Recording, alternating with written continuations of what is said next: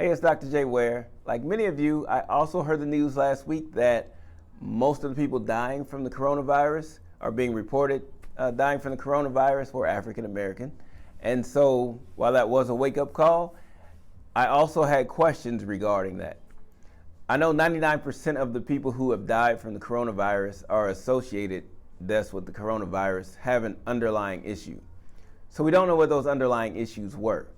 So then we talk about the areas. So they said Louisiana. When I think Louisiana, I'm thinking New Orleans. That's my first thought. Whatever happened post Katrina, was it a totally different New Orleans? What turn did people's health make after that traumatic event? Then I think about Chicago. And when you think of Chicago, I know there was an issue with food deserts. I believe that's why Michelle Obama was so pushing for that so much when she was in office, because there are a lot of food deserts in major cities. Primarily, I know one in Illinois was Chicago. And then when it comes to Michigan, I think about Flint. Did they ever fix that problem where they were poisoning the water? And is this still an issue?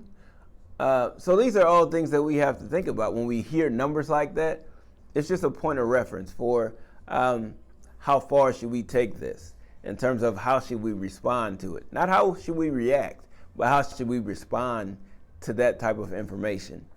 Is it something where we go off the handles and everybody don't move until you have 12 masks over your face? Or is it really something where you should think about, how can I be building my body to make sure my immune system is on par to fight whatever it is that comes my way?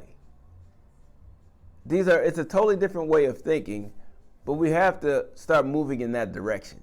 Otherwise, we will continue to be in a situation where you're reacting to stuff versus responding in the proper manner.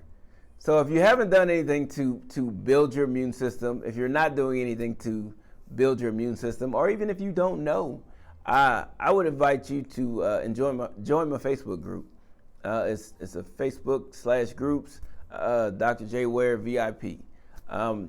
Join the group. We can have these discussions. Share. I like to share all kinds of stuff so that you can have this information and look at it from a slightly different perspective. And you don't have to be the victim. You can be the person who takes charge, and you're able to do things that can benefit yourself.